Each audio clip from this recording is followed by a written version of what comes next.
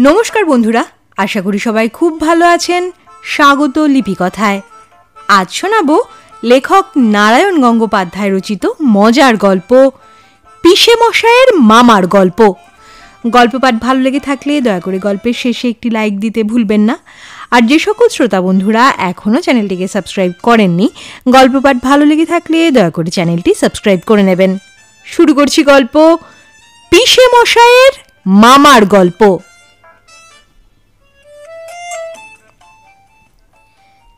জানিস, আমার পিসেমশাইয়ের মামা ছিলেন বনেদি জমিদার।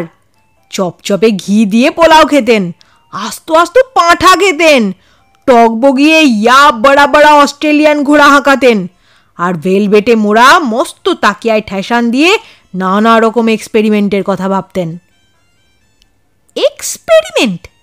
সায়েন্টিস্ট ছিলেন বুঝি? সায়েন্টিস্ট না হাতি। বনেদি জমিদার আবার লেখাপড়া করে নাকি? কোনো মতে খবরের কাগজটা পড়তে পারতেন। বিদ্যের দৌড় তো ওই পর্যন্তই। লেখাপড়া জানতেন না তো এক্সপেরিমেন্ট করতেন কি করে? আরে সেইটাই তো তোকে বলছি।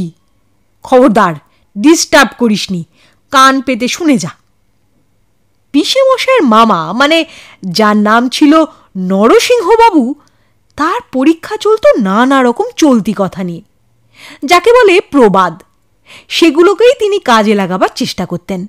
যেমন পিসে মশাইয়ের মামা মানে নরসিংহবাবু শুনলেন নেপোয় মারে দই। তার এক দুঃসম্পর্কের ভাইপো ছিল, তার নাম নেপাল। সবাই তাকে নেপো বলে ডাকত। নরসিংহবাবু ভাবলেন নেপো যখন আছেন, দইও যখন পাওয়া যায় বিস্তর, তখন একবার পরখ করেই দেখা যাক। কাজেই দুটো পেল্লায় হাঁড়ি ভর্তি প্রায় 5.5 দই এনে নেপোকে বললেন, খা, মানে সবটাই মেরে দিতে হবে তোকে। দইয়ের হাঁড়ি দেখেই তো নেপোর আত্মারাম খাঁচা ছাড়া। সে কাউমাউ করে বলে উঠল, কাকা, এতটা দই?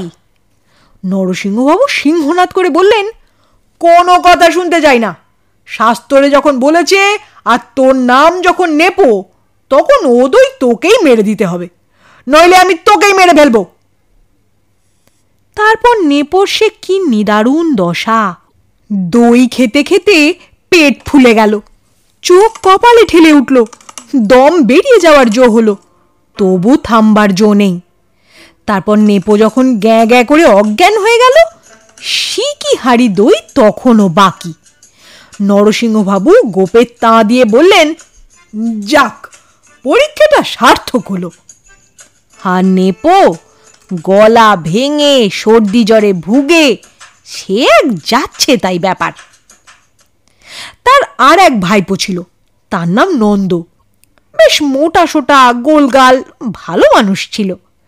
একদিন কথা নেই বার্তা নেই, নরসিংহবাবু নাপিত ডেকে নন্দর মাথাটা বিলকুল ন্যাড়া করে দিলেন। ভয়ে নন্দ কথা বলতে পারল না। শৌখিন টেরি ছিল তার মাথায়। কেবল টেরির দুঃখেই সে ফোঁস ফোঁস করে কাঁদতে লাগলো। নরসিংহবাবু ধমক দিয়ে বললেন, চুপ রাও, এক্ষুনি চলে যাও পুকুরের ধারে বেলতলায়। ন্যাড়া বেলতলায় যায় কিনা সেটা আমি এবার দেখতে চাই। নন্দ আর কি করে, সেই চকচকে ন্যাড়া মাথায় চলে গেল বেলতলায়। আর বেলতলায় বসে ফ্যাঁচ ফ্যাঁচ করে কাঁদতে লাগলো। কিন্তু বেশিক্ষণ কাঁদতে হলো না, হঠাৎ ফটাস, আর সঙ্গে সঙ্গেই ধপাস। কে ফটাস? কি ধপাস? কে আবার ফটাস? পাকা বেল পড়লো নন্দর ন্যাড়া মাথায়। আর ধপাস মানে একটা চিৎকার ছেড়েই নন্দ চিৎ। বরাত জুড়ে মাথাটা ফাটলো না, একটা কমলা লেবুর মতো ফুলে উঠল চাঁদিটা। আর পিসে মশাইয়ের মামা বেশ করে গোঁফে চারা দিয়ে বললেন, যাক, এ পরীক্ষাটাও ভালোই হলো। বুঝতে পারলুম ন্যাড়া কেন বেলতলায় যায় না। কি ডেঞ্জারাস লোক রে! ডেঞ্জারাস বলে ডেঞ্জারাস, বাড়ি শুদ্ধ লোক প্রায় পাগল হয়ে গেল। নরসিংহবাবুর এক্সপেরিমেন্টে ত্রাহি ত্রাহি রব উঠল চারিদিকে। তারপর একদিন নিজেই টের পেয়ে গেলেন কত ধানে কত চাল। ধর্মের ঢাক বেজে উঠল, ব্যাস ঠান্ডা। কি করে ঠান্ডা হলেন? বলছি সকলের ওপর পরীক্ষা টরীক্ষা চালিয়ে একদিন তার মনে হলো একবার দেখতে হবে পরের হাতে তামাক খেতে কেমন লাগে। অর্থাৎ তিনি তামাক খাবেন আর অন্য লোকে তার মুখের কাছে হুঁকো ধরে থাকবে। তাই এ আর শক্তটা কি, বাড়িতে তো ডজন 2 চাকর, তাদের 3টেকে তিনি এই কাজে লাগিয়ে দিলেন। তারা তামাক সেজে আনে আর পিসেমশাইয়ের মামা বুড়ুক বুড়ুক করে সেই তামাক টানেন। দেখলেন পরের হাতে তামাক খাওয়াটা ভারী সুখের ব্যাপার। হাতে করে হুঁকো ধরবার কষ্টটুকুও সইতে হয় না, যেদিকে মুখ ঘোরান সেদিকেই হুঁকো। এমনকি যখন রাস্তা দিয়ে হাঁটেন তখনও তৈরি হুঁকো তার মুখের সামনে যেন নাচতে থাকে। তামাক খাওয়ার এই নতুন কায়দাটা শিখে নরসিংহবাবুর আনন্দের আর সীমা রইল না। একদিন দুপুরে ভেলভেটে মোড়া তাকিয়া ঠেসান দিয়ে অমনিভাবেই তামাক খাচ্ছেন আর একটা নতুন কোনো এক্সপেরিমেন্টের প্ল্যান আঁটছেন, সেই সঙ্গে ঝিমোচ্ছেন অল্প স্বল্প। ঠিক তখন কোত্থেকে একটা ডেও পিঁপড়ে, বিশেষ কিছু করলো না, কেবল যে চাকরটা মুখের কাছে হুঁকো ধরে বসেছিল তার পায়ের আঙুলে বসিয়ে দিল এক মক্ষম কামড়। বাপরে বলে চাকরটা মারল রাম লাফ। হুঁকো থেকেও লাফিয়ে উঠল কলকেটা, আর তার সবটা জ্বলন্ত তামাক সব কটা গনগনে টিকে সোজা উল্টে পড়ল নরসিংহবাবুর টাকে। গেছি ওরে জ্বলে গেলুম রে, উড়ি বাপসে, ওরে বাবা রে বলে নরসিংহবাবু খ্যাকশিয়ালের মতো দাপাদাপি করতে লাগলেন। চিৎকারে 7 পাড়া এক হয়ে গেল।